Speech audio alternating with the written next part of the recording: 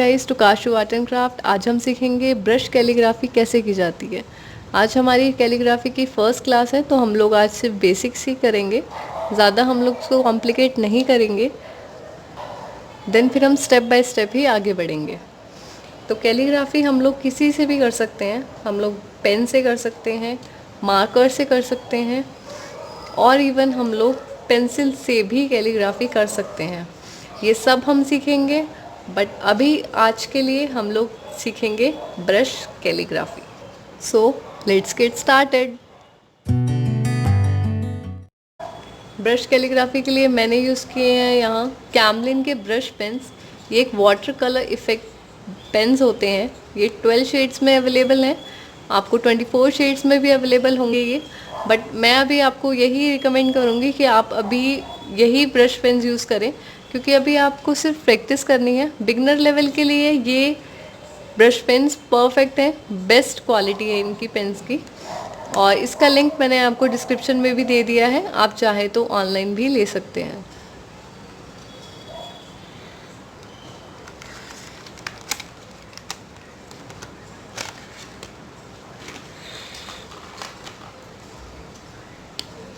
ये देखिए, इसकी जो टिप है ये बहुत ही ज़्यादा पॉइंटेड है, बट बहुत ही ज़्यादा फ्लेक्सिबल होती है। इसी से हम लोग कैलीग्राफी करते हैं।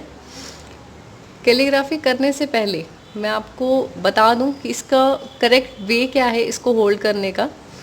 जब हम लोग कोई हैंडराइटिंग अपनी, हम जो नॉर्मल हैंडराइटिंग होती है, हम वो लिखते हैं या हम पेन पकड़ते हैं, तो हम इस तरह से पकड़ते हैं कि हमारा जो थंब का फर्स्ट एरिया है, हम लोग इससे अपने पेन को होल्ड करते हैं। बट अगर आपको कैलीग्राफी अपनी स्मूथ चाहिए काफ़ी ज़्यादा, तो आप यहाँ से पकड़िए इसको। जो थंब का थर्ड एरिया है, यहाँ से आप इसे होल्ड कीजिए और अपने फिंगर को कुछ इस तरह रखिए।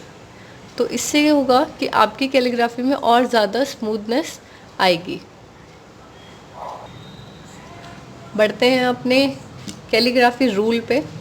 तो इसका जो रूल है वो बहुत ही ज़्यादा सिंपल सा रूल है, बहुत ही इजी रूल है। आप थिन एंड डाउन थिक। तो up thin and down thick का मतलब क्या होता है? अप थिन का मतलब होता है कि जब भी हमारा पेन ऊपर की तरफ जाएगा, अपवर्ड्स जाएगा, तो हम लोग प्रेशर को रिलीज़ करेंगे और बहुत ही हल्के हाथ से इसे ऊपर की तरफ स्ट्रोक देंगे। तो इससे हमारी जो लाइन होगी वो बहुत ही ज़्यादा एक थिन लाइन क्रिएट होगी। बट जब हम लोग डाउन की तरफ आएंगे, डाउनवर्ड्स आएंगे, तो हमें प्रेशर देना है पेन पे और इसको एक स्ट्रोक देनी है, बहुत ही थिक स्ट्रोक आएगी। तो यही इसका एक ये मतलब है, up thin and down thick. इसी से हमारी कैलीग्राफी में वेरिएशंस आएंगे, जिस वजह से वो और ज़्यादा सुंदर लगेगी। अगर हम लोग नॉर्मल एक ही स्ट्रोक से हम लोग लिखते हैं तो हमारी नॉर्मल हैंडराइटिंग हो जाती है। कैलीग्राफी को और भी ज़्यादा ब्यूटीफुल बनाने के लिए इसका ये एक रूल है कि up thin and down thick. इसकी आप लोग जितनी ज़्यादा प्रैक्टिस करेंगे ये आपके लिए उतना ही ज़्यादा बेनिफिशियल है। तो इसकी जितनी ज़्यादा हो सके उतनी ही प्रैक्टिस करो, जितनी ज़्यादा आप कर सको। इसके लिए एक स्टाइल होगा हमारा straight upward, straight slant and curve up. ये होगा हल्का सा कर्व, ये होगा स्ट्रेट। इसके लिए भी straight down and straight and slant down. ये आपको स्ट्रोक्स की प्रैक्टिस करनी है। अब हमारी जो नेक्स्ट हमारा जो स्ट्रोक है वो होगा अप एंड डाउन को मिक्स करते हुए। अप एंड डाउन को मिक्स करते हुए मतलब फर्स्ट अप एंड देन धीरे धीरे प्रेशर अपने पेन पे डालना है एंड देन डाउन। ये हमारा अप एंड डाउन।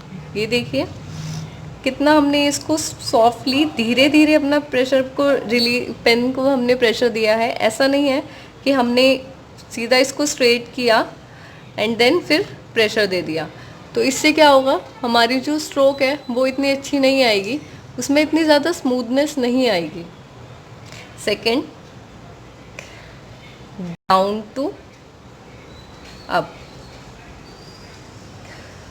तो इसमें भी हमने क्या किया, पहले डाउन देन अप, इसमें भी हमने धीरे धीरे अपना प्रेशर रिलीज़ किया एंड देन उसको ऊपर की तरफ हम लोग ले गए, अपवर्ड्स एंड डाउनवर्ड्स। तो इसमें क्या है, ये हमारा साइड गया up and down, same down to up. ये स्ट्रोक्स हमारी यूज़ होंगी एन क्रिएट करने में। हमारा जो एन क्रिएट होता है, एम क्रिएट होता है, वो इन्हीं स्ट्रोक से क्रिएट होगा और बाकी सारे अल्फ़ाबेट्स आपको इन्हीं स्ट्रोक से बनाने हैं। तो आपको इनकी जितनी ज़्यादा प्रैक्टिस हो सके उतनी ही प्रैक्टिस करिएगा। लाइक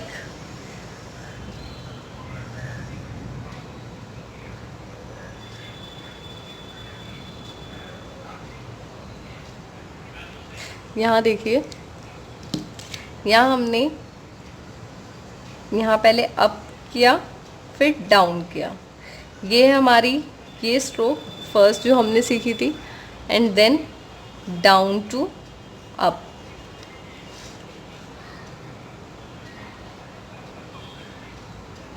नेक्स्ट स्ट्रोक हमारी यूज़ होगी ए और सी के लिए हम लोग यूज़ करते हैं सी ई।